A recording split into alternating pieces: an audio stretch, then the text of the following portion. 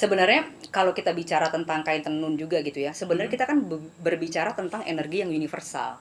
Buat saya kalau misalnya ini sampai hilang, tenun itu sampai hilang, kita akan kehilangan semua sejarah, bisa dibilang peri kehidupan masyarakat kita ya.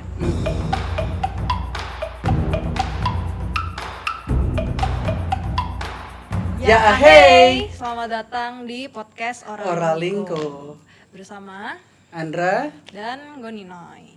Kali ini settingannya sedikit berbeda nih, gitu karena kita lagi ada di kantor gua di studio animasi VC8. dan jadi terima kasih Ya, untuk terima kasih Mas Andra dan buat VCA ya dan Mas Ryan sih Ryan, yang ya, yang apa namanya memperbolehkan kita untuk di sini. meminjam tempatnya begitu ya. Mm-mm. Nah, sekarang karena ini juga suasana baru, kita juga mau ngomongin tentang hal yang baru dari segmen podcast yang sebelumnya, yaitu segmen Sastra Wastra. Dan wastra apa? Wastra itu kain, tapi mungkin untuk segmen ini kita bakal lebih banyak bahas tentang kain Nusantara. Yang mau kita bahas itu lingkupnya cerita yang ada tergambarkan di kain tersebut, gitu. Kenapa? Karena cerita-cerita tersebut tentu aja akan mempengaruhi saat kita berkarya ya. Betul. Dalam bikin film maupun bikin game. Contohnya dalam kisah Marangka ada yang disebut dengan kain keluarga dan kain pustaka. Kain-kain ini tidak sekedar menjadi benda hiasan saja dalam cerita, tapi kedua jenis kain ini punya peran masing-masing yang mendorong alur kisah Marangka. Kalau kain keluarga, itu seperti kain yang ditenun dengan benang-benang yang diwarnai dengan darah kepala keluarga. Maka dari itu, setiap anggota keluarga akan terikat oleh hukum darah. Hukum itulah yang menjadi momok bagi tokoh utama, si Angka, yang terpaksa harus selalu patuh sama kakaknya, si Mara. Nah, terus kalau kain pustaka itu adalah kain yang memiliki pola-pola istimewa yang sebenarnya merupakan arahan buat seorang penari kirana dan pemain gendangnya. Cara memakai kainnya bisa dilihat di film Cahaya Sukma. Di situ sang penari mengikuti gerakan-gerakan yang tergambarkan di kain agar tariannya bisa membuat dirinya menggali cahaya bertenaga dari udara, cahaya kira. Bagaimana kedua jenis kain ini berhubungan? Ya baca aja Marangka di storyalnya. Atau kalau mau nonton Cahaya Sukma, kalian bisa email gue, nanti gue kirimin tautan ke filmnya. Nah, kalau di Lokapala kami merancang pakaian atau kain dengan motif yang spesifik untuk karakter tertentu, karena kostum tentunya akan menambah informasi tentang karakter tersebut. Misalnya ada Wijaya, yang kisahnya terinspirasi dari Raden Wijaya. Diceritakan dalam kitab Pararaton bahwa Raden Wijaya pernah membagikan kain gringsing ke pengikutnya yang setia bertahan bersama Raden Wijaya saat berperang. Oleh karena itu, kami juga menambahkan elemen kain gringsing dalam desain karakter Wijaya. Dari narasumber yang kita undang hari ini, kita nemuin banyak banget, bukan fakta tapi kayak pandangan-pandangan baru tentang wastra Nusantara. Dan ya memang benar adanya pakaian itu udah jadi lifestyle, udah jadi gaya hidup, udah jadi satu sama peradaban kita, sama manusia itu sendiri gitu. Jadi banyak cerita, banyak makna-makna yang di dalamnya. Nggak cuman pakaian sebagai yang kita pakai doang, tapi ada doanya, ada harapannya, ada energinya, dan seterusnya. Dan narasumber kita adalah Mbak Vivian Idris. Nah, Mbak Vivian Idris ini adalah produser film yang juga aktif dalam pelestarian budaya Indonesia, khususnya Wastra Nusantara, melalui karya-karya dokumenternya beliau. Jadi kalau ngomong perkainan bakal seru nih sama dia. Seru banget. Karena banyak banget cerita yang dibawa sama Mbak Vivian soal Wastra Nusantara. Oke, kalau gitu kita simak saja. Ya ahey!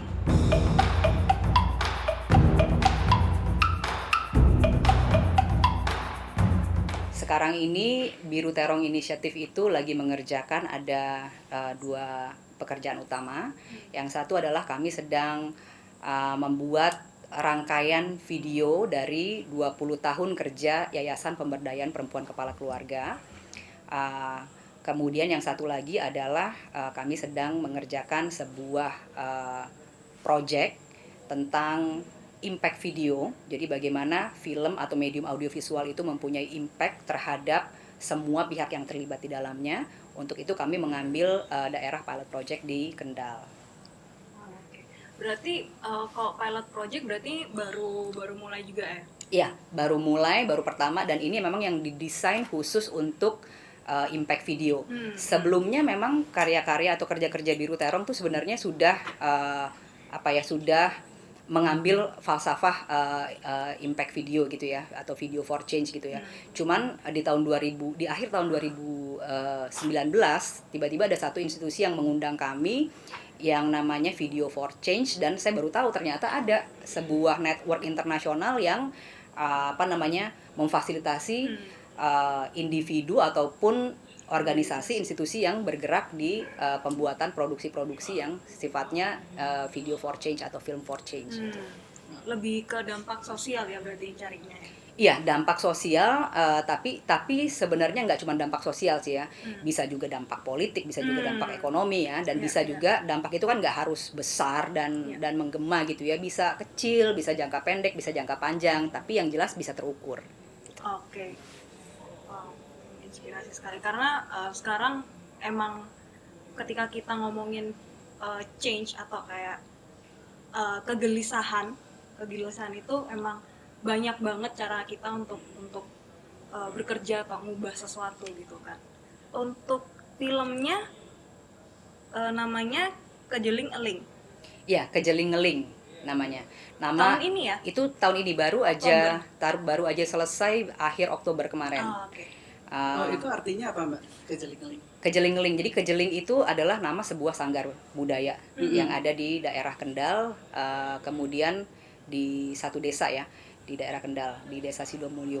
Nah, ngeling itu artinya kayak eling gitu ya, kayak sadar gitu ya. Jadi ini adalah sebuah consciousness dari sanggar ini untuk bagaimana supaya dia tetap ada, tetap lestari di era yang udah modern ini. Oke. Memang sebelumnya itu mereka kurang kelihatan gitu satu persatu seniman-seniman itu ya. Jadi yang terjadi di sanggar ini kan sebenarnya fenomena yang sudah cukup lama gitu ya. Nah, ketika dunia berubah semuanya menjadi digital gitu ya, keberadaan institusi-institusi budaya seperti ini sebenarnya juga tertantang gitu, karena mereka juga harus menjadi relevan terhadap dunia yang udah berubah sekarang gitu kan. Tapi penting untuk tetap harus ada, karena kan pertemuan real itu tetap adanya di di sebuah lokus di mana manusianya bertemu gitu ya, bukan cuma lewat online aja. Dan praktek-praktek budaya dan diskusi itu biasanya dilakukan dengan hangat ketika orang-orang bertemu di satu sanggar ini ya. Nah, sanggar Kejeling ini memfasilitasi bukan cuma orang-orang di desanya, tapi juga banyak pekerja seni anak-anak muda dari daerah lain di Kendal itu gitu ya. Dan tentunya untuk selalu ada juga ada tantangannya gitu kan, siapa yang mau ngurus ini, kemudian siapa yang mau melanjutkan hal-hal seperti itu. Jadi film Kejeling Eling ini melihat bagaimana proses survival mereka dan bagaimana sih dinamika mereka di dalam supaya terus ada gitu. Saat Mbak Vivian mendekati mereka untuk bikin film ini, itu tanggapan mereka gimana? Oke, jadi saya sebenarnya nggak mendekati sanggar Kejelingnya. Saya mendekati SDM ekonomi kreatif yang ada di Kendal. Saya kenal seorang teman namanya Amrul Hakim ya. Amrul ini adalah peserta Akatara di tahun 2018 gitu ya. Nah, sejak itu kami banyak berada di program-program atau di event-event secara bersamaan gitu ya. Kita sama-sama jadi juri kompetisi film koperasi yang pertama, kemudian kita ketemu lagi di sosialisasi tentang koperasi untuk pelaku film gitu ya. Sampai kemudian ada ajakan atau ada ketertarikan juga dari saya untuk ngelihat seperti apa sih Kendal gitu ya. Itu harusnya diadakan, mungkin kunjungan saya harusnya di awal tahun ini, tapi karena ada pandemi kemudian mundur ya. Baru bisa ke sana tuh akhir bulan September. Tapi memang saya melihat SDM-nya sudah siap di sana gitu ya. Jadi kita perlu ngasih satu program untuk memantik supaya bisa terjadi impact yang lebih besar melalui film. Jadi yang melakukan pendekatan itu sepenuhnya semuanya tim di Kendal, namanya Kabelan. Kabelan ini adalah uh, sebuah koperasi yang di bentuknya itu ada ruang eksebisi film dan juga ada kafenya gitu ya. Tapi yang terlibat di situ juga banyak orang-orang film, orang-orang konten kreator gitu ya. Wow, Jadi mereka yang sepenuhnya melakukan pendekatan ke narasumber gitu ya, mereka yang mengatur jadwal syutingnya gitu ya. Saya mengusahakan pendanaan untuk mereka gitu ya, dan nggak banyak intervensi. Cuman kalau mereka perlu apa, itu yang saya fasilitasi. Gitu. Berarti kru dan orang-orang yang ngerjain film Kejeling-Eling ini dari sana juga? Semuanya dari sana. Wow. Semuanya dari sana karena ini juga yang sering saya omongin dan harus saya tumpahkan ke dalam praktek gitu ya. Kalau produksi di satu tempat itu jangan bawa kru dari Jakarta atau dari tempat lain dan SDM di sana cuman duduk sambil gigit jari gitu ya, ngelihat gitu ya. Tapi manfaatnya tuh harus ada untuk mereka gitu. Karena mereka yang tuan rumah, mereka yang lebih tahu tentang daerah mereka gitu. Jadi udah sewajarnya kita memberikan porsi yang lebih ke mereka. Dan secara kreatif pun mereka yang ngedorong proyeknya? Iya. Iya. Jadi memang film Kejeling-Eling itu film yang dibuat dengan sudut pandang dan suara orang-orang Kendal ini? Iya. Sepenuhnya orang-orang Kendal. Yang mereka angkat akhirnya apa? Kayak fokusnya mereka dalam film ini apa? Fokusnya mereka adalah bagaimana si Sanggar Kejeling ini bisa tetap ada dan bisa tetap memfasilitasi pekerja-pekerja seni yang ada di lingkungan Kendal, tidak hanya di lingkungan Kejeling, tapi juga di tempat lain, karena Sanggar Kejeling ini jadi tempat ngumpulnya banyak seniman dan pelaku budaya di Kendal gitu. Dia salah satu tempat yang terbuka lah untuk semua orang gitu untuk datang ke sana. Pemilik sanggarnya namanya Pak Agus, dia tuh seneng banget memfasilitasi dan dia orang yang punya concern bagaimana kebudayaan lokal itu tetap ada. Jadi klop banget gitu ketemunya. Oke. Kan ini kalau aku lihat di di sosmednya gitu, bahwa produksi ini adalah sebuah produksi film yang sadar yang ingin punya dampak positif bagi seluruh orang yang terlibat gitu. Ya. Memangnya biasanya produksi film itu kesadarannya rendah atau gimana, Mbak? Oke. Jadi sebenarnya kalau saya lihat ya, semua produksi film tuh sebenarnya berdampak sama pihak-pihak yang terlibat. Ada yang dampaknya baik, ada yang dampaknya buruk gitu ya. Dan kemudian juga yang berdampak baik mungkin tidak sepenuhnya conscious dengan dampak ini. Nah, bedanya film berdampak atau produksi berdampak ini adalah dampak itu dilakukan dalam desain produksi. Jadi dari awal sebelum kita memikirkan cerita, bahkan kita sudah memikirkan dampak apa yang bisa kita timbulkan dari sebuah produksi film gitu ya. Temanya mungkin bisa A atau bisa B gitu, bisa tentang kebudayaan atau bisa tentang hal lainnya. Tapi desain produksinya memastikan bahwa semua pihak yang terlibat dalam produksi ini mempunyai dampak. Seperti misalnya di dalam produksi film dengan peka. Dalam produksi film dengan peka, saya memastikan misalnya peka itu Yayasan Pemberdayaan Perempuan Kepala Keluarga. Kita lagi bikin 8 video untuk memperlihatkan hasil kerja mereka selama 20 tahun di lapangan dalam pemberdayaan perempuan kepala keluarga. Nah, di dalam tim produksi ini, pertama kita mendesain impact apa sih yang harus didapatkan oleh filmmaker yang terlibat di sana. Jadi ada 5 filmmaker termasuk saya, yang 3 ini sudah berpengalaman membuat film, pernah terlibat dalam produksi film Olasita Inawai sama saya di Adonara, dengan Peka juga. Impact yang kita bikin buat mereka adalah saya ingin produksi ini menjadi tempat untuk meningkatkan kapasitas. Jadi mereka ada kameramen, kemudian ada juga editor yang terlibat di situ. Tapi saya pengen ngasih kesempatan buat mereka semuanya ngedirect. Wow. Jadi karena ada 8 video kan saya mabok juga ya kalau harus ngedirect 8 video ini gitu ya. Kenapa juga harus saya ngedirect semuanya gitu. Akhirnya kita bagi 4. Jadi masing-masing orang mendapat 2 topik atau 2 video untuk di-direct mereka. Sehingga di situ mereka punya kesempatan untuk jadi director. Gini loh caranya dan rasanya dan tanggung jawabnya, pusingnya dan senangnya menjadi director gitu ya. Dan kemudian juga ke narasumbernya. apa impact yang bisa kita berikan kepada narasumber di film ini ya, di dokumenter ini. Yang jelas yang saya lihat adalah ketika kita menaruh interest atau menaruh perhatian kepada apa yang dikerjakan oleh narasumber kita gitu ya, mereka yang tadinya mungkin sudah kehilangan semangat atau menganggap kerja mereka biasa aja, itu menjadi bersemangat lagi. Mereka luar biasa apresiatif dan sangat semangat gitu ya, karena ternyata pekerjaan saya diperhatikan oleh orang. Ya. Dan mereka teringat lagi dengan perjalanan mereka ya. Dan kita sebagai orang luar sangat bisa melihat bahwa itu adalah perjalanan panjang yang berat, yang before dan afternya kelihatan gitu ya. Kadang-kadang mereka sendiri nggak bisa ngelihat itu gitu ya, karena mungkin tingkat pendidikannya atau tingkat exposure-nya gitu ya, jadi mereka nggak bisa ngelihat. Tapi ketika kita bilang sama mereka, berarti hasilnya luar biasa banget ya, dulunya begini sekarang begini, baru mereka kebuka tuh, baru mereka sadar, oh iya ya, berarti yang saya lakukan selama ini semuanya bermakna ya. Jadi ada interaksi seperti itu juga ke narasumber kita. Kemudian ke Yayasan Pekanya sendiri. Yayasan Peka kan memerlukan archiving audiovisual untuk merekam jejak kerja-kerja mereka, gitu ya. Kita juga pengen ini menjadi legacy dan menjadi semacam pelaporan buat mereka. Maaf, kerja-kerja mereka ini kerja-kerjanya apa aja? Jadi Yayasan Pemberdayaan Perempuan Kepala Keluarga ini mereka mempunyai daerah dampingan di 20 provinsi di Indonesia. Wow. Jadi ini udah hampir satu negara nih ya, gila ya. Dan yang mereka lakukan adalah mereka mendampingi dan memberikan berbagai macam skill, dari mulai kepemimpinan, ekonomi, berorganisasi kepada perempuan-perempuan kepala keluarga. Nah, pertanyaannya siapa sih perempuan kepala keluarga ini?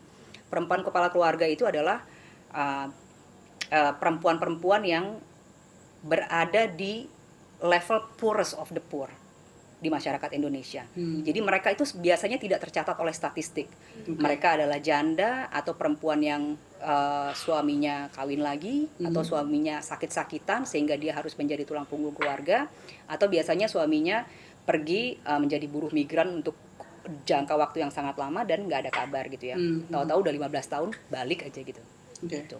Dan ada juga perempuan single yang tidak menikah tapi dia menanggung beban ekonomi untuk keluarganya gitu. Ini yang apa namanya, yang mereka lakukan ya, di bisa dibilang dari ujung Pulau Sumatera sampai Indonesia Timur ya, sampai di Pulau Halor paling timur sekarang ini ya. Dan kerja-kerja yang mereka lakukan di lapangan tuh luar biasa banget gitu. Tuh Andra. Keren banget. Seru banget. Karena menurutku sih emang agak jarang untuk kayak nemu sutradara atau produser yang emang harus memberdayakan sumber. Maksudnya oke, kita mau bikin film di satu daerah itu dan kita harus memanfaatkan sumber daya yang ada di situ. Kayaknya jarang gitu ada yang gitu, karena sutradara kan kadang juga punya ego masing-masing kan, kayak mau yang seperti ini, seperti itu, dan aku sudah punya kru yang udah tahu maunya kayak gimana, instead of ini ada sumber di yang lokal itu dan untuk nerusin aku harus ngajarin mereka. It's very rare to see gitu. Nah, dalam hal itu juga itu pernah nggak Mbak Vivian tuh ketemu apa sih namanya, bukan dorongan, kayak apa namanya, mungkin investor atau eksekutif produser yang ngerasa ngapain sih nge-invest dalam memberdayakan masyarakat, toh juga yang ngerjain filmnya juga kru-kru dari Jakarta gitu. Oke. Jadi sebenarnya gini, kenapa banyak filmmaker atau misalnya produser maupun sutradara tidak menggunakan tenaga lokal ya? Sekarang udah banyak ya yang menggunakan tenaga lokal. Udah banyak sekali yang mau melibatkan orang-orang lokal untuk menjadi bagian tim mereka. Pertama itu dulu memang tidak ada skilled labor gitu ya. Itu alasan utama. Nah, dalam kondisi seperti itu tentu saja produser ataupun filmmaker lainnya harus membawa semuanya dari Jakarta gitu ya, atau dari manapun dia berada, ke manapun ke daerah lokasi syutingnya gitu ya. Itu sangat bisa dimengerti. Tapi memang harus juga ada apa ya? Menurut saya semacam CSR atau intervensi yang sadar gitu ya dari pembuat film untuk melakukan juga transfer of knowledge dan transfer of skill. Karena ini investasi bukan investasi yang kosong, tapi kalau saya sebagai produser, saya akan sangat senang kalau misalnya SDM saya ada di daerah karena itu mengurangi biaya logistik saya. Benar. Iya dong, saya kan nggak harus terbangin orang dari jauh-jauh gitu kan, dan mungkin saya nggak harus menginapkan mereka di hotel gitu kan untuk mengurangi biaya produksi. Sebenarnya bukannya nggak mau ya, banyak sekali juga filmmaker yang atau produser yang berharap ada skilled labor yang bisa memenuhi standar yang mereka butuhkan gitu. Gitu. Cuman mungkin juga kalau dulu juga mungkin time constraint ya, kayak harus training lagi Iya. atau segala macam. Betul. Tapi sekarang memang udah banyak ya. Sekarang udah banyak. Oke. Wow. Ya bagus lah kalau gitu. Project-projectnya Mbak Vivian yang berhubungan dengan dokumenter kain itu apa aja ya? Boleh diceritakan? Oke. Saya tuh pertama kali produksi tentang kain itu ketika saya aktif di Kalyana Shira Foundation. Bersama Nia Dinata itu tahun 2009 atau 2010. Waktu itu kita membuat sebuah dokumenter yang namanya Batik Our Love Story. Di situ. Nah, saya menjadi co-producer waktu itu ya. Itu pertama kalinya. Tapi kemudian kenapa saya meneruskan cerita tentang kain ini? Saya bertemu dengan teman lama saya. Teman lama saya ini namanya Dini Yusuf. Dia itu pemilik Toraja Melo, sebuah institusi atau sebuah entity yang bergerak di bidang pemberdayaan dan juga pemasaran produk-produk kain tenun. Dulu kantornya di Kemang, tapi sekarang udah pindah. Nah, waktu pertama kali ketemu dia tuh sempat ngundang saya awalnya gitu ya ke kayaknya Inacraft tahun 2012 apa 2013, udah lama nih ya. Dia nggak bilang apa-apa, datang dong ke stand gue di Inacraft. So aku tuh cuma ngamatin dari jauh gitu kan. Mbak Dini ini sekarang ngapain sih? Dia pokoknya sibuk gitu ya, dengan berbagai macam pernak-pernik dari kain tenun gitu ya. Tempat pensil, kantong-kantong, pouch-pouch gitu kan ya. Terus karena dia sibuk, aku nggak ganggu-ganggu dia di situ. Tapi setelah itu baru kita ketemu, aku minta waktu untuk ketemu gitu kan. Sebelumnya aku baca dulu, aku cari berita gitu kan, apa sebenarnya yang dia kerjain sekarang ini. Ternyata ada beberapa berita di media yang menarik banget nih gitu kan. Nah, kebetulan saya sedang mencari narasumber atau mencari topik untuk memulai sebuah dokumenter budaya yang berkaitan dengan kebudayaan lokal gitu kan. Wah, ini asik banget nih kalau bisa masuk ke sini ya. Saya cari informasi lebih jauh. Saya tadinya bilang cuman saya pengen wawancara dia. Saya pengen wawancara dia tentang apa yang dia kerjakan dengan kain tenun. Nah, kemudian gayung bersambut, tiba-tiba kayak sebulan kemudian dia ngontek saya, "Viv, tertarik nggak kalau kita bikin film tentang tenun Toraja gitu kan?" Nah, itu menurut saya semesta mendukung. Itu semesta mendukung gitu ya. Dia pengen banget bikin semacam dokumenter gitu ya, video untuk tenun Toraja gitu ya. Nah, di situ kita kemudian bersepakat untuk membuat sebuah film dokumenter namanya Toraja Melo Weaving Compassion in Toraja. Itu kita produksi tahun 2014 kayaknya, 2014 atau 2015 gitu ya. Nah, itu adalah produksi Biru Terong pertama yang membahas tentang kain tenun gitu ya. Yang kemudian juga berlanjut di beberapa dokumenter berikutnya gitu. Terus membahas kain tenun. Sebelum bikin sebelum terlibat project itu dan juga sebelumnya dengan Kalyana Shira, ketertarikan Mbak Vivian terhadap kain Nusantara itu seperti apa? Nah, kalau kita ngomong soal kain ya, orang Indonesia itu dari brojol dari perut ibunya ya, dari lahir sampai kita mati itu semuanya it's about kain, it's about clothing. Semua event-event penting dalam kehidupan manusia Indonesia itu melibatkan kain, melibatkan wastra. Dari mulai kita lahir, kain yang dipakai untuk ngebungkus kita, ngebedong kita, ngegendong kita, itu semuanya kain gitu ya. Dan kita tahu itu kain batik lah atau kain tenun gitu ya, tergantung daerahnya masing-masing. Kemudian setelah itu, kalau misalnya ada upacara-upacara ketika kita kecil ya, upacara akil balik atau upacara sunatan, itu melibatkan kain juga. Kemudian ketika kita sampai ke tahapan kehidupan berikutnya, ketika kita menikah, kain itu menjadi benda yang sangat penting gitu kan. Di beberapa bahkan di beberapa suku gitu ya, di beberapa wilayah itu nggak boleh salah. Ya. Untuk perempuan kasta ini harus pakai kain ini, untuk laki-laki kasta ini harus pakai kain ini ketika menikah gitu kan. Dan itu jadi apa ya, itu bisa dibilang jadi fokus dalam acara itu. Begitu juga misalnya terjadi upacara-upacara adat untuk meresmikan rumah, pindah rumah, atau pengangkatan menjadi kepala adat, itu semua melibatkan kain. Nggak ada yang nggak melibatkan kain sebagai benda budaya penting dan sebagai simbol sosial, simbol ekonomi, simbol politik, itu semuanya dilambangkan lewat kain. Dan akhirnya ketika seorang manusia Indonesia meninggal gitu ya, itu juga akan dibungkus dengan kain. Dan di beberapa tempat bahkan kain itu kemudian menjadi penanda, banyak atau sedikitnya kain yang disumbangkan oleh siapapun yang melayat, itu menjadi lagi-lagi penanda status sosial bagi si almarhum atau si almarhumah gitu.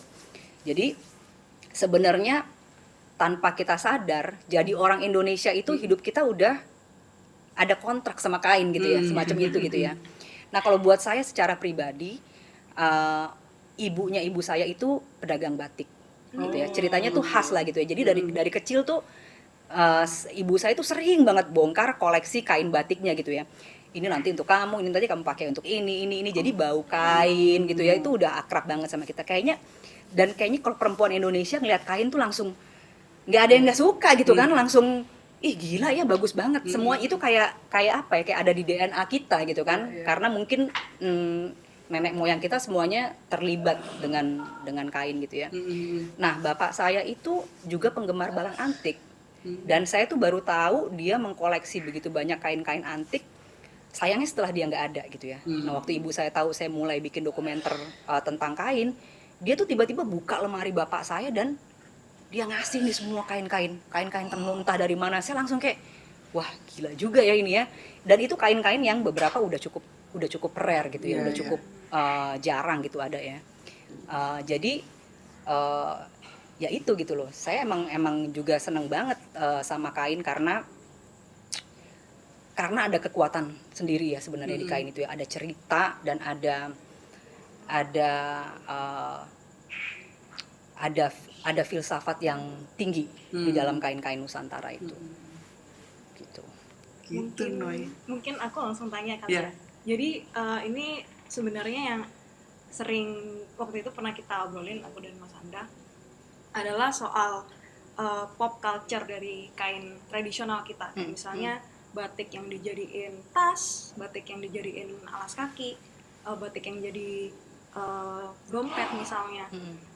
Walaupun itu membuat akses orang umum, orang awam itu jadi lebih gampang ke batik, tapi maknanya Jadi lebih suka gitu. iya, jadi lebih suka, oh ini batik ini aku suka nih polanya apa segala macam. Saya mungkin nggak tahu maknanya. Karena kayak misalnya saya juga bukan orang Jawa kan, maksudnya orang tua saya dari Sulawesi dan nggak terlalu tahu soal batik gitu. Tapi ketika batik itu dijadiin barang pop, sedangkan Mbak Vivian sendiri juga hidupnya kain masa kecil punya istilahnya kayak ada value lah ketika melihat kain. Dan ketika kain batik misalnya atau tenun itu dijadikan barang pop, menurut Mbak Vivian gimana tuh? Oke, cukup banyak sebenarnya diskusi tentang ini ya.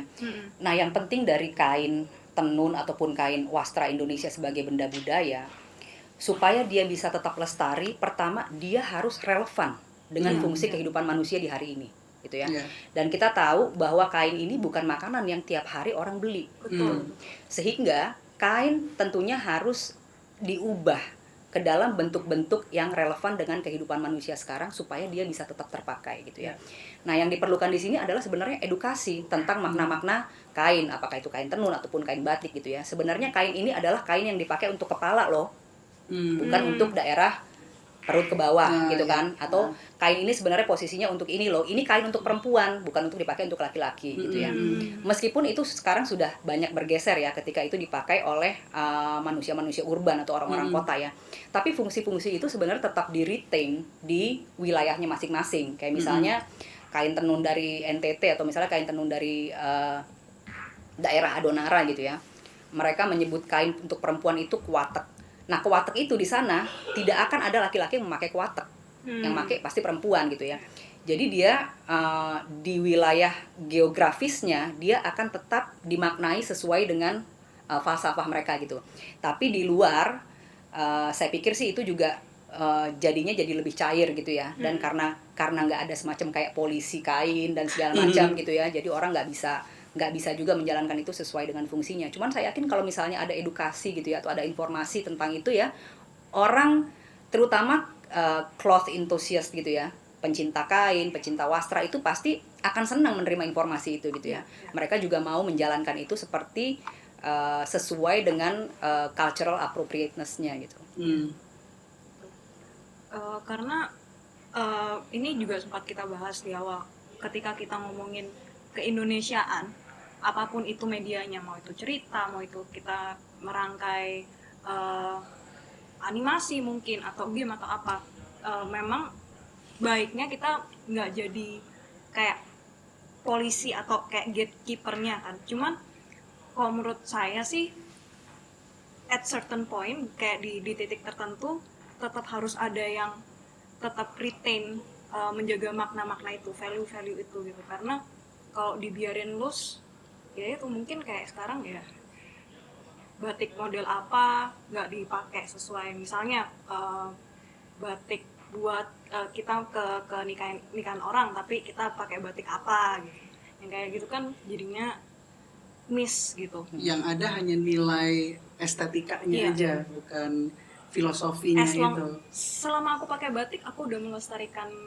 budaya Indonesia kayak gitu.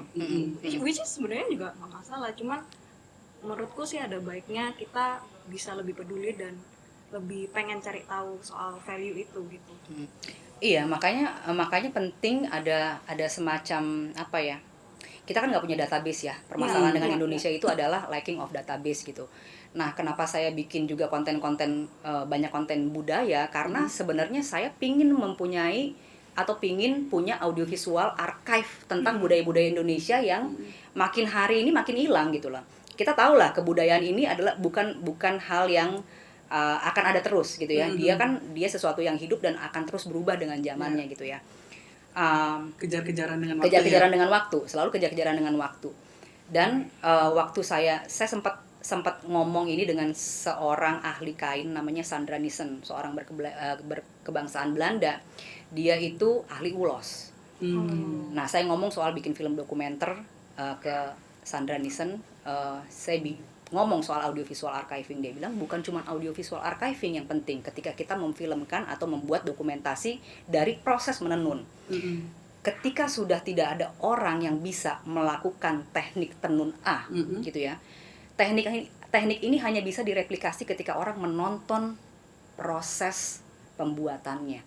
Jadi tidak dengan melihat foto, tidak dengan mendengar suara, atau tidak dengan membaca, tapi harus menonton. Karena medium audiovisual punya kelengkapan audio dan gambar bergerak, di mana semua proses gerakan tubuh dan suara dari kain etek itu kedengeran semua ritmenya.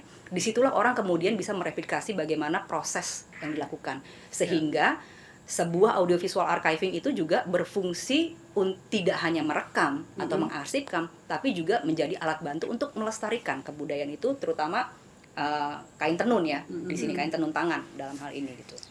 Kalau menurut Mbak Vivian sendiri, apa sih tanda kutip bahayanya kalau suatu saat ke seluruh pengetahuan itu dan keterampilan itu akhirnya lama-lama terkikis, hilang, dan akhirnya kita sendiri nggak tahu gimana, selain bikin juga kalau bisa bikin pun kita nggak ngerti artinya apa gitu.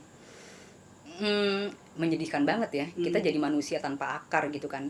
Yang sebenarnya yang paling buat saya yang paling memotivasi dan membuat semangat jadi pembuat film dokumenter adalah Indonesia itu buat pembuat film dokumenter, kita nengok kiri, nengok kanan, atas, bawah, itu semuanya materi. Dan itu nggak akan selesai in one lifetime gitu ya. Itu nggak akan selesai, itu selalu ada dan selalu berkembang gitu kan. Alangkah sayangnya kalau kita orang yang terpaut dengan tanah dan air ini gitu ya, tidak melakukan sesuatu untuk warisan kebudayaan Ya. dan kebudayaan-kebudayaan baik benda maupun tak benda yang ada di Indonesia, kan rugi banget. Dan sebenarnya apa sih yang dicari orang tentang Indonesia gitu? Budaya kita lah, apalagi ini kan Oke. inilah yang tidak dimiliki oleh negara manapun, tempat manapun yang ada di dunia kan. Perpaduan antara manusia, interaksi antara manusia dengan alamnya yang kemudian menghasilkan budaya tertentu. Ini kan pasti unik di setiap tempat Iya. kan. Iya. Dan kita itu gudangnya gitu loh. Kita itu surganya gitu kan. Iya. Orang semuanya lari ke sini karena mereka nggak punya bahan penelitian atau kehabisan bahan penelitian di negaranya, dan kemudian mereka mulai meneliti benda-benda yang ada di sini. Masa sih kita nggak mau melestarikan itu? Dan buat saya kalau misalnya ini sampai hilang, tenun itu sampai hilang, kita akan kehilangan semua sejarah sejarah bisa dibilang peri kehidupan masyarakat kita ya. Indonesia itu kan bangsa Indonesia itu kan bukan bangsa yang menulis ya. Kita tuh bangsa yang verbal. Semuanya diturunkan dengan oral gitu ya, Yeah. oral history, oral Lisan. lisan ya, dengan cerita gitu. Nah, yang istimewa dari tenun ini adalah tenun itu, sebuah kain tenun itu merekam peri kehidupan masyarakat yang ada di wilayah masing-masing. Iya. Orang yang tinggal di dekat di sebuah daerah di sebuah laut gitu ya, di sebuah daerah perairan gitu ya, motif tenun mereka itu akan melambangkan lingkungan kerja mereka. Mereka akan melambangkan doa-doa. Misalnya kalau yang menenun itu perempuan, mereka akan membuat kain tenun itu sebagai doa-doa supaya suaminya selamat Seperti Seperti Nah, ini. tuh kan. Jadi Mas Andra ini lagi pakai jaket sebuah dari kado Hadiah. ulang tahun istri saya, Ibu Grace yang ada di balik kamera. Terus ternyata dia cerita bahwa ini maknanya perisai Nah, tameng iya. untuk melindungi saya. Dan bayangin ini kan jadinya doa kan, karena energi dan pikiran seorang penenun itu kemudian ditujukan kepada kain itu. Itu satu ya, tentang kain, tentang apa itu nilainya kain. Dia itu sebenarnya merekam semua peri kehidupan masyarakat yang menenun. Yang kedua adalah, nah saya jadi lupa, bentar ya. Ya. Satu itu tentang peri kehidupan, dan itu satu peri kehidupan. Kemudian kedua dia adalah doa gitu ya. Dan dia juga sebenarnya menjadi rekam jejak peristiwa. Ya. Ya, dia menjadi rekam jejak peristiwa dari kejadian-kejadian yang ada di satu wilayah gitu ya. Oh, dulu di sini pernah ada kejadian ini. Oh, dulu di sini pernah ada kejadian ini. Dan kita hampir bisa menarik falsafah sosial gitu ya dari sebuah daerah dengan melihat kain-kain tenunnya. Dan kalau di Nusantara ini kita bisa ngelihat gitu ya hubungannya. Ada kain dari NTT ternyata punya motif yang sama dengan kain dari Toraja, atau ada kain dari Sulawesi yang ternyata punya yang jelas sekali, misalnya ada pengaruhnya dengan kain dari India gitu ya. Ya. Kita pernah riset juga ke India, saya sama Toraja Melo, tim Toraja Melo dan tim Peka pernah riset ke India untuk ngelihat betapa banyak interaksi budaya dan interaksi perdagangan gitu ya, yang kemudian membuat motif-motif kain tenun kita saling terpengaruh gitu ya. Iya. Jadi banyak banget yang bisa diceritakan oleh kain gitu ya, oleh sepotong kain. Itu sama aja kalau misalnya kebetulan di Netflix lagi nonton dokumenter tentang Tombs of Saqqara gitu. Ya. Jadi kayak orang ngebaca hieroglyphs gitu bisa langsung tahu, oh ini orang dulu punya konspirasi apa sama orang lain. Di kain tenun pun kita bisa ngeliat Iya. itu. Iya, kita bisa lihat itu. Kalau di Indonesia secara umum itu tuh anak-anak yang lahir dan tumbuh di budaya yang tenunnya masih kuat itu tuh ajarin menenun atau ajarin mengerti tenun itu dari umur berapa ya? Oke, nah dulu tuh kalau saya lagi riset mau bikin film dokumenter tenun gitu ya, saya selalu nanya ibu atau mama atau Ina belajar tenun dari mana gitu ya. Jadi belajar tenun itu nggak pernah lewat institusi formal. Mereka selalu terinspirasi sebenarnya, prosesnya terinspirasi untuk belajar tenun. Jadi mereka selalu belajar dari neneknya kah, atau dari ibunya kah, atau dari perempuan yang lebih tua yang ada di rumah itu yang menenun gitu ya. Prosesnya selalu berjalan seperti itu. Jadi tradisi yang disampaikan gitu dari generasi yang lebih tua ke generasi yang lebih muda. Pertama si anak ini akan mulai ikut duduk ya di sebelah ibunya di alat tenun manual itu, di alat tenun gedok itu, dan mulai ketek gitu Yeah. ya. Dia mulai ngelihat. Nanti lama-lama kalau ibunya nggak ada, dia yang mulai nerusin. Dia udah tahu tuh, dia mulai nerusin prosesnya gitu. Lama-lama anak ini akan minta dibikinin alat tenunnya sendiri yang kecil. Nah, biasanya mereka mulai tuh menenun selendang gitu Oke. kan. Awalnya pasti itu mereka menenun selendang dengan teknik yang paling sederhana gitu ya. Yeah. Mereka mulai itu, tapi sekarang ini di beberapa wilayah seperti misalnya di Toraja gitu ya. Toraja karena memang ada organisasi yang bergerak di sana seperti Toraja Melo gitu ya, dan kemudian di NTT karena ada PEKA yang bergerak di sana gitu ya. Mereka mulai melihat bahwa kain tenun ini is no longer things of the past gitu ya. Ini kemudian ada dia menggain momentumnya lagi, menjadi sesuatu yang populer lagi dan diminati lagi gitu. Itu kira-kira kenapa bisa ada popularitas itu lagi? Banyak hal sebenarnya ya yang bermain di situ ya. Waktu pertama kali saya datang dan bikin film di Toraja tuh ya, itu juga kita ngelihat bahwa hampir tidak ada penenun yang memakai kain tenunnya sendiri. Mereka memakai sarung Bugis. Mereka pakai sarung Bugis Di Toraja. di Toraja dulu ya awalnya ya. Kemudian setelah Toraja Melo bekerja di sana dan mulai mendesain kain-kain tenun Toraja itu menjadi bentuk-bentuk yang lebih modern gitu ya, orang kemudian tertarik lagi. Dan sebenarnya yang paling penting adalah adanya dampak ekonomi dari situ. Kalau nggak ada uang yang masuk ya, nggak ada orang yang beli kain tenun, berarti penenun nggak bisa beli benang. Kalau penenun nggak bisa beli benang, berarti nggak ada orang yang menenun, nggak ada orang yang menenun. Jadi itu semua tuh rangkaian yang nggak bisa dilepaskan gitu ya. Faktor ekonomi jadi penting sekali karena ini kan yang menjamin survivalnya orang gitu ya. Kalau tenun kemudian tidak relevan dengan kehidupan sekarang sehingga nggak ada orang yang beli gitu ya, orang nggak akan mau menenun gitu ya. Nah, karena adanya intervensi ini, kemudian juga pemerintah daerah waktu itu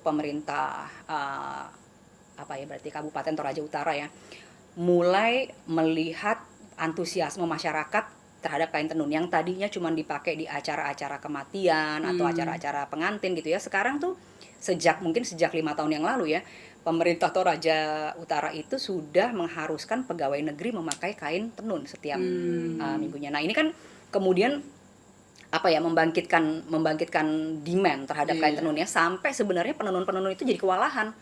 Karena mereka harus kejar-kejaran gitu kan, harus kejar-kejaran sama proses menenunnya gitu. Tapi itu sebuah fenomena yang menarik ya. Bagaimana semua hal ini berhubungan gitu. Sampai anak-anak muda yang tadinya udah nggak mau menenun, sekarang mereka tuh menenun. Apalagi mereka yang hidup di lingkungan penenun gitu ya. Anak-anak mudanya yang tadinya udah nggak mau menenun, sekarang mereka melihat, oh, menenun itu ternyata bisa menjamin masa depan saya. Menenun itu bisa membuat saya terus sekolah gitu ya, karena saya dapat uang dari situ dan saya bisa bayar uang sekolah saya. Nah, kalau di NTT itu bahkan mereka udah dimasukin ke dalam ekstrakurikulernya menenun gitu. Jadi sudah ada intervensi sampai ke situ gitu ya. Mereka ngelihat betul gimana manfaat tenunnya ini, dan tentu saja karena NTT itu cukup spesial ya. Di NTT itu kalau di tempat lain sudah hampir punah tenun, kalau di NTT itu is kicking and alive gitu. Mereka benar-benar masih memakai tenun itu di kehidupan sehari-hari gitu ya. Seperti sedia dulu kala gitu ya. Jadi berkurang. Kalau dulu tuh kan memang pakaian-pakaian western atau pakaian-pakaian kayak gini masih jarang ya, sehingga orang mau nggak mau harus menenun pakaiannya sendiri gitu ya. Jadi mereka semua pakai kain tenun gitu. Tapi setelah ada pakaian-pakaian ready to wear kayak sekarang gitu ya, oke, mereka juga lebih banyak untuk urusan praktikal memakai pakaian seperti ini. Tapi sekarang juga mereka bukannya tidak sadar dengan popularitas kain tenun gitu ya. Mereka tahu banget bahwa kain ini sudah diminati gitu ya, bukan cuma di daerah mereka tapi juga di tempat-tempat lain, di Pulau Jawa, di Jakarta, dan juga bahkan di luar negeri gitu ya. Mereka sudah sadar itu sehingga mereka punya keinginan untuk tetap menjaga tradisi ini gitu.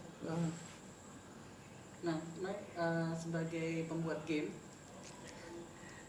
sempat kepikiran nggak kayak gimana menerapkan budaya tenun gitu di dalam gameplay atau di dalam apalah gitu? Kalau kita ngomong, jadi aku lagi di kantor di kantor kayak kerja apa.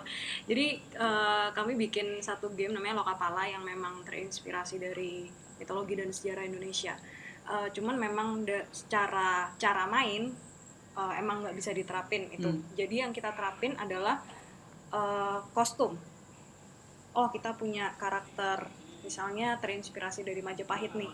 Jadi kita juga nggak boleh pakai kain yang sembarang, kita harus pakai kain yang relevan dengan karakter itu, yang seperti itu. Cuma atau kayak misalnya terakhir kami ada rilis karakter namanya Gu dan Ning, itu dari era Geger Pecinan, yang berarti kita juga harus hati-hati tentang karena Ning ini dari Amangkurat V, dia Raden, dia keturunan Mataram dan seterusnya, jadi kita juga harus hati-hati tentang batiknya, lambangnya dan seterusnya. Cuman again, mungkin karena yang Mbak Vivian bilang kan, kita juga oral, orang yang bercerita itu oral, nggak banyak data tentang batik itu di zaman itu tuh apa sih, buat apa sih, kenapa sih pakai itu, falsafahnya apa segala macam tuh susah banget untuk nemu itu.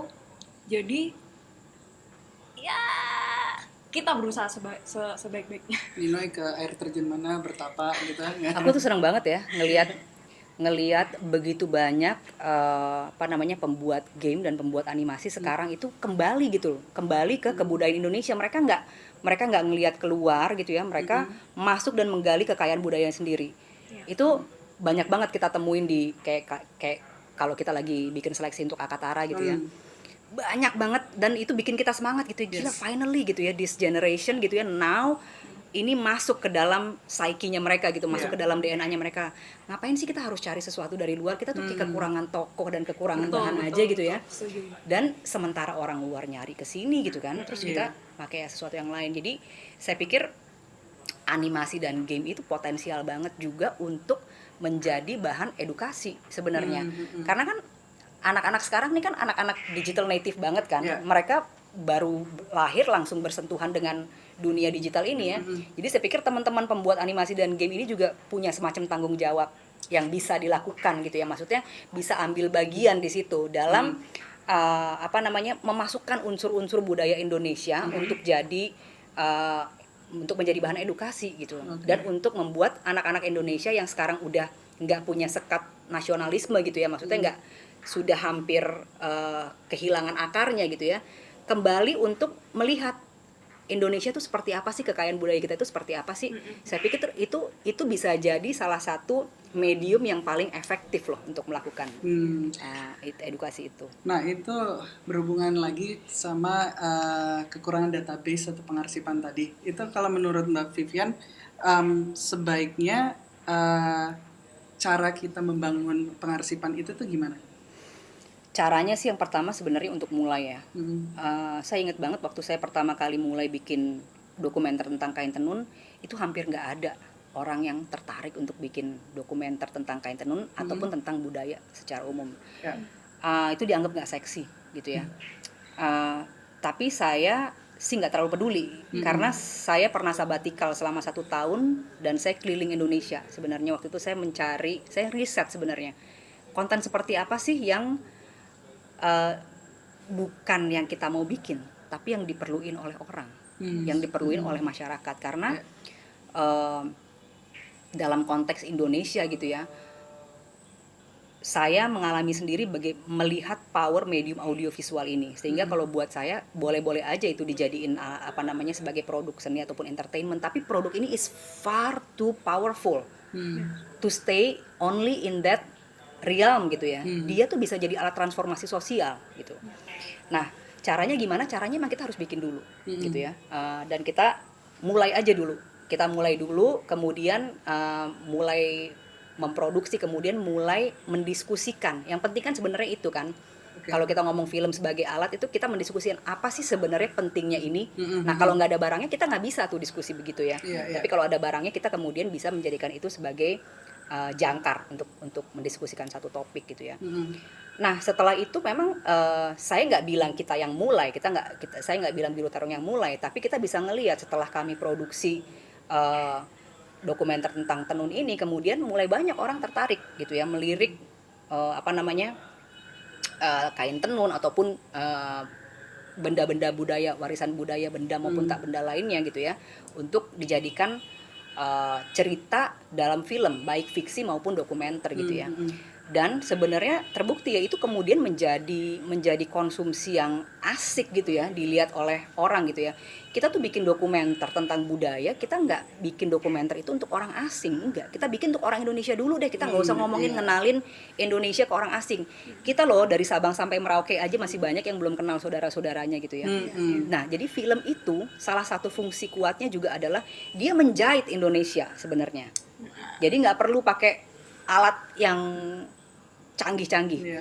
Pakai film untuk mengenalkan kebudayaan Indonesia dan orang Indonesia yang satu dengan yang lainnya.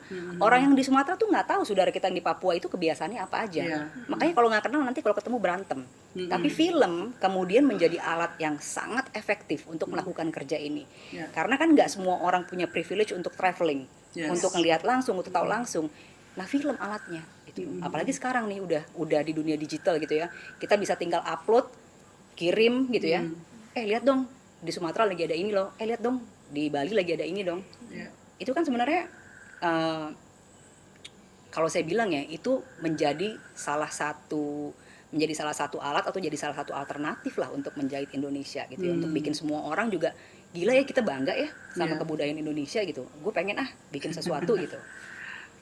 Aku suka termnya menjahit Indonesia. Menurut saya sekarang ini banyak sekali program-program yang dibikin oleh pemerintah ya, yang sudah bagus gitu ya, berusaha untuk mengembangkan kebudayaan dan juga oleh Dirjen Kebudayaan itu sebenarnya menjadikan film sebagai bagian dari strategi kebudayaan Indonesia.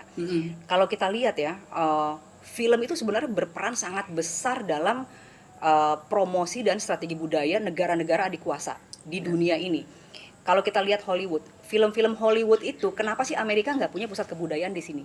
Karena semuanya yang ada di sini itu udah jadi pusat kebudayaan dia. Nike is their cultural center gitu ya. Terus ngapain mereka punya pusat kebudayaan? Film-film Hollywood yang beredar di bioskop kita, it's already their cultural program gitu kan. Dan apa yang mereka buat itu kemudian memperkenalkan DNA Amerika ke seluruh dunia, yang kemudian itu ditiru oleh Bollywood. Bollywood melakukan itu, meniru Hollywood, dan kemudian berkembanglah satu kultur yang namanya Bollywood, yang semua orang bahkan di pedalaman Indonesia gitu ya, sampai kita ke Pantura, sampai kemana-mana kita bisa tahu ada tuh musik India gitu. Selain memang ada keterkaitan kultur ya sama kita ya. Nah kemudian Bollywood ini ditiru oleh Korea, yang kemudian sekarang seluruh dunia jadi punya Korean fever. Bayangin kan, para musisi di Inggris gitu ya, London tempat lahirnya musik rock ya, mereka kaget ngelihat anak-anak mereka datang ke konser musik Korea gitu ya, dan ke konser K-pop dan singelong bahasa planet yang mereka nggak tahu dari mana gitu. Gila kan gitu loh. Itulah usaha-usaha yang bisa dilakukan sebenarnya menggunakan media-media atau kebudayaan untuk menyebarkan pengetahuan atau mempromosikan kebudayaan atau sesuatu tentang negara itu gitu. Nah Indonesia kalau kita lihat, gila kita kurang banyak apa sih punya gituan gitu kan, punya bahan-bahan ini gitu kan, sampai bingung kali kan milihnya apa nih yang mau dipromosiin gitu ya, sampai rendang diambil siapa, apa kita kayak aduh udah deh kebanyakan gitu kan. Nah sebenarnya kebudayaan itu banyak sekali diperkenalkan oleh kemudian digiatkan kembali oleh Direktorat Jenderal Kebudayaan gitu ya, untuk mengumpulkan dan menggali, mendata juga gitu ya. Usaha-usaha itu sudah ada ya, dan itu awal yang baik gitu ya. Nah mungkin yang perlu dilakukan juga adalah sosialisasi, supaya sosialisasi tentang adanya fasilitas dan fasilitasi gitu ya, supaya manfaatnya itu terasa ke masyarakat yang lebih luas gitu ya. Nggak cuman di Pulau Jawa aja, atau nggak cuman orang yang itu aja yang dapat, tapi juga teman-teman yang berada jauh dari Pulau Jawa atau jauh dari Jakarta juga bisa tahu informasinya, pertama, kedua bisa mendapatkan benefitnya gitu. Aku juga sebenarnya sama istriku juga kan pernah keliling NTT gitu, terus ngerekam proses pembuatan kain tenun. Sebenarnya aku pun juga banyak materi-materi yang ujung-ujungnya hanya di hard drive gitu ya. Itu sebaiknya gimana nih kalau kita mau kerjasama untuk bikin arsip itu dan me, ya me, uh, bukan cuma bikin arsip tapi abis itu bikin catatan terhadap rekaman itu sendiri gitu. Jadi kayak oh hari ini ngerekam kain yang polanya apa, artinya apa gitu. Oke. Pertama sih harus mulai sih Andra sebenarnya. Harus ngebongkar file-file itu semua, keluarin. Yang paling penting itu adalah biasanya yang saya lakukan setelah selesai syuting itu melakukan logging dan melakukan transkrip. Transkrip itu penting sekali supaya kita tahu nih apa tuh isi rekaman-rekaman kita. Kan nggak mungkin ya setiap kali kita perlu tahu kontennya kita harus muter lagi itu terlalu makan waktu gitu. Tapi ditranskrip dulu sehingga konten yang kita punya itu kita tahu ada apa aja dan itu at hand bisa dibaca. Nah dari situ mulai kita mendesain kita mau bikin apa nih. Apakah kita mau bikin sebuah film dokumenter atau film fiksi based on true story atau kita mau bikin sebuah video-video pendek yang sifatnya lebih informatif gitu ya dan sifatnya database atau untuk bikin knowledge base tentang kain tenun gitu ya. Nah itu harus direncanain dulu gitu. Tapi mungkin melihat juga dari potensi kontennya. Sebenarnya konten ini lebih banyak berbicara tentang apa sih? Dan tidak ada yang salah ya, semuanya sah dan semuanya menarik gitu. Kalau misalnya kita kan dulu sempat ngobrol ya, aku pernah ngobrol sama Andra dan Grace juga tentang bagaimana kain tenun ini kemudian dijadikan sebuah medium untuk mencari kembali ke akar gitu ya. Nah itu menurut saya menarik banget. Itu menarik banget. Jadi menggali akar dengan menggunakan kain tenun sebagai mediumnya gitu ya. Gimana sih sejarah kita tuh dari mana sih? Dan di dalamnya itu akan banyak sekali cerita-cerita yang terungkap ya, cerita-cerita menarik dan bahkan drama-drama menarik pas itu terungkap di dalam prosesnya ya. Itu aja udah jadi satu film atau jadi satu project atau jadi reality show yang series gitu ya yang dan dari menarik. situ tuh ngomongin hal yang lebih luas lagi ya. Iya. Kalau selama ini ada cerita menarik nggak yang berkesan buat Mbak Vivian sendiri yang berhubungan dengan pola tenun itu sendiri? Banyak ya. Jadi sebenarnya yang saya senang dari bikin film dokumenter itu setiap produksi dengan satu tema itu seperti saya masuk sekolah, seperti saya kuliah sebenarnya. Karena kan semua film ya nggak hanya dokumenter tapi terutama dokumenter itu harus diawali dari riset. Dan kalau kita ngomongin soal budaya apalagi budayanya orang ataupun budaya kita sendiri kita nggak bisa main-main, bisa dikeroyok sama satu suku kita gitu kalau main-main kan. Kita harus belajar dengan benar, kita ngumpulin reference baik dari internet, dari narasumber, dari luar negeri, dari dalam negeri. Jadi secara teori kita dapat semuanya, bener-bener kayak orang mau bikin tesis gitu ya. Cuman tesis saya bentuknya audiovisual gitu. Dan kemudian setelah itu kita bikin rencana syuting, udah gitu turun ke lapangan gitu ya. Meskipun kenyataan yang ada sekarang itu seringkali berbeda dengan apa yang ada di bayangan kita ya. Ya itulah namanya realitas gitu ya. Tapi banyak hal yang saya pelajarin, terutama salah satunya yang menarik misalnya adalah ada satu proses, ada satu teknik di Toraja yang sudah punah, yang udah nggak ada orang Toraja menguasai, tapi ada satu orang yang menguasai, yaitu seorang expert peneliti kain dari Jepang. Itu kan gila kan? Itu gila kan? Jadi Mbak Dini Yusuf teman saya nggak tahu dia berhasil apa enggak membujuk si expert ini untuk mengembalikan DNA pengetahuan ini dengan mengajarkan teknik itu ke penenun di Toraja gitu ya, sebagai sebagai tanggung jawab sosial dan mengembalikan itu kepada yang berhak gitu kan. Setelah dia mungkin dulu belajar dari seorang yang penenun master weaver gitu ya, yang udah tua dan udah nggak ada lagi dan nggak ada yang meneruskan itu. Itu kejadian seperti itu terjadi. Kemudian ada juga satu kain tenun yang ditenun oleh seorang penenun yang saya kenal baik di Pulau Lembata ya. Jadi dia menenun kain ini untuk adiknya ketika lulus kuliah kalau nggak salah ya, ketika lulus kuliah atau ketika apa. Dan itu konsepnya tuh dia pikirin sedemikian rupa, susunan warnanya dia pikirin sedemikian rupa dengan berbagai macam doa dan energi dan harapan-harapan yang dimasukkan ke kain itu ya. Itu kain itu kalau kita lihat ya, itu kain itu kayak hidup. Itu ngeri banget, itu pernah dipamerin di museum tekstil ya. Waktu ada acara festival tenun yang diadakan sama Toraja Melo bekerja sama Peka juga ya. Itu gambarnya apa, Mbak? Dia nggak ada gambar, nggak ada figur sih ya. Tapi kalau kain tenun lembata itu biasanya motif ikat aja, motif geometris gitu ya. Okay. Kirain toga. Oh, Dia ada motif-motif geometris dan warnanya menarik banget. Itu setiap orang yang lewat di situ, itu nggak mungkin nggak nengok. Semua orang nengok dan ada yang minta mau beli kain itu dengan harga berapa. Saya nggak bisa nih, saya berapa hari mimpi tentang kain ini. Nah itu tuh banyak banget tuh kain yang kayak gitu. Warnanya apa yang dipakai? Warnanya kalau lembata itu kan kebanyakan dia warna-warna alam ya. Dia bukan warna-warna yang terang gitu ya, tapi warna-warna yang seperti alamnya mereka gitu, hijau, coklat gitu ya. Ada merah juga, merah tua. nah, dari penggunaan pewarna aja kita bisa mengerti geologi setempat dari bahan itu ya. Bahan pewarna benang bahwa itu. pewarna alaminya.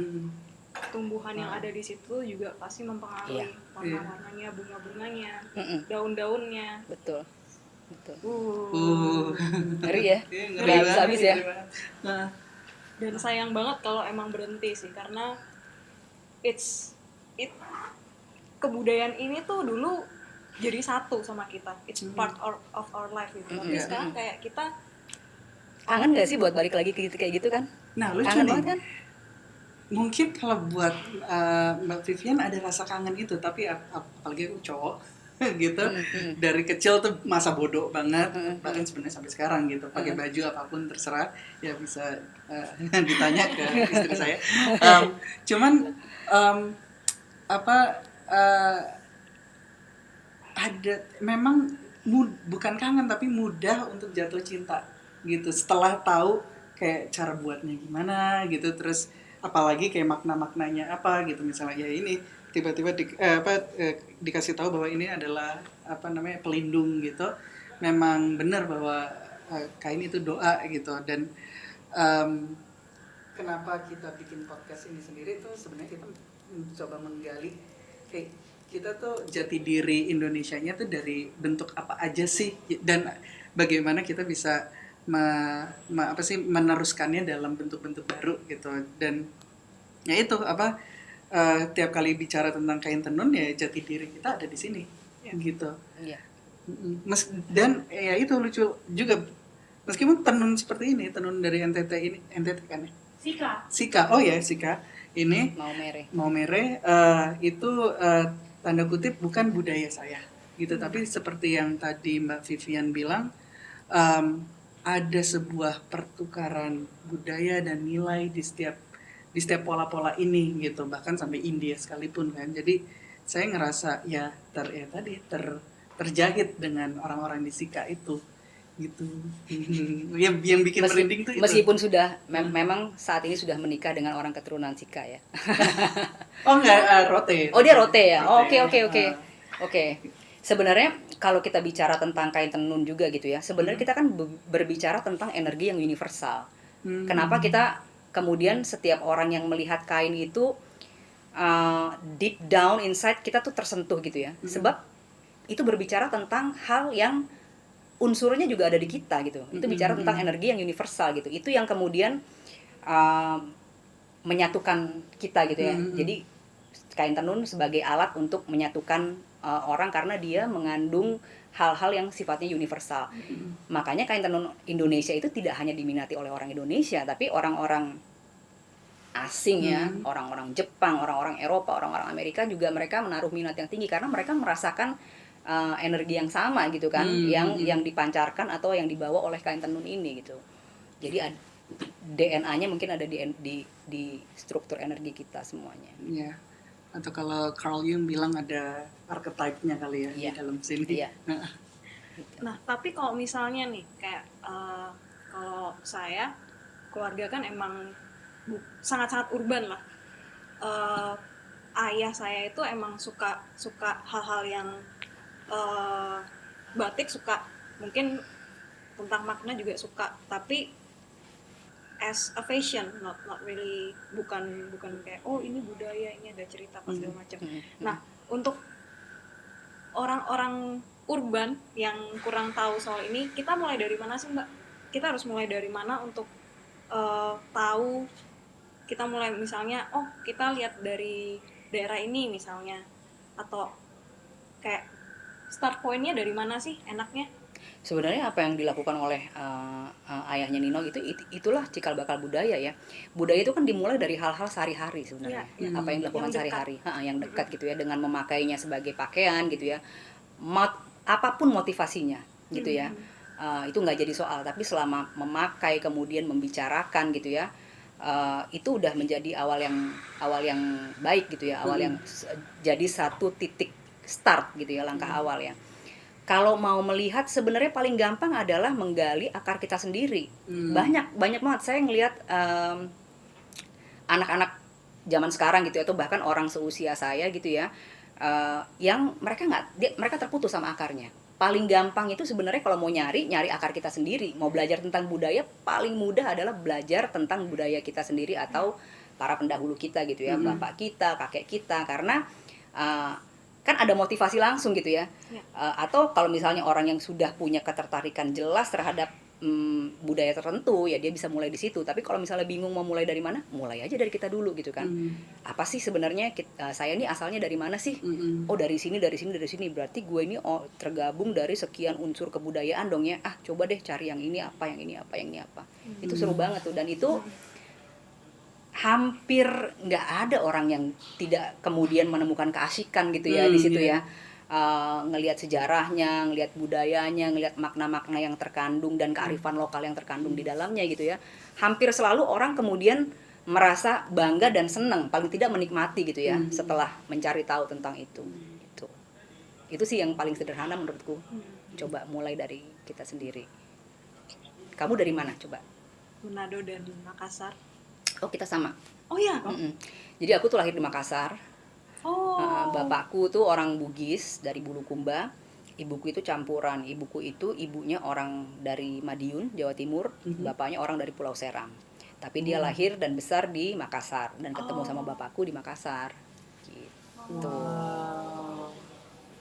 Ini berarti kita ini juga ini apa, orang-orang yang Terhubung.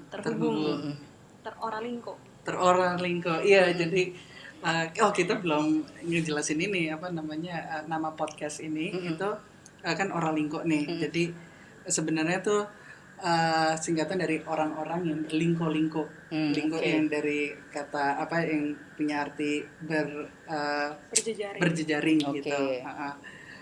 Dan ora sendiri ya sebenarnya singkatan dari orang, tapi kemarin pas ngobrol-ngobrol ini apa namanya dapat ilham bahwa ora itu seperti komodo kan komodo di tanahnya itu adalah disebut dengan ora, dan ora dengan manusia itu punya hubungan yang kuat banget, erat banget. Jadi ya Oralingko ini adalah teman-teman atau orang-orang yang berjejaring, dan jaringan ini pengennya sekuat hubungan komodo dengan manusianya. Kita masih punya otak reptil loh dari sampai sekarang. Iya betul. Otaknya manusia tuh ada beberapa, ada yang reptil, ada yang mamalianya, ada yang manusianya. Manusianya itu ketika kita berpikir rasional. Kalau reptiliannya itu yang paling tua tuh. Fight and flight. Fight or flight. Survival brain itu reptilian brain. Keren abis. Oke, ada pertanyaan lagi, Ninoy? Sebenarnya masih banyak sih. Iya, pasti. Cuman karena itu yang akan kita teruskan nanti di yang berikut-berikutnya. Di yang berikut-berikutnya dan di kerja-kerja yang lain. Iya, pastinya. Oke, gimana? Mungkin segini dulu. Jadi mungkin kita akan lanjutkan di episode selanjutnya atau kayak gimana. Mungkin akan, karena ini juga berbagai macam topik nih masuk ke dalam sini. Mungkin nanti lain kali kita bisa ngomongin topik tertentu tentang wastra, cerita Nusantara dan lain sebagainya. Ya, kita mungkin bisa mulai dari kain gitu ya. Kita bawa satu kain terus kita tanya-tanya. Kita bahas gitu ya. Kita bahas gitu. Oke. Unboxing kain. Unboxing kain. Oke. Review kain. Ya. Seru. Terima kasih Terima banyak. kasih banyak Terima Andra, kasih banyak, Ninoy. Mbak. Semoga kita bisa ketemu lagi Dan dalam berlingko-lingko dan terus. berlingko-lingko terus. Sip. Asik. Amin. Oke. Ya, Ya, hey!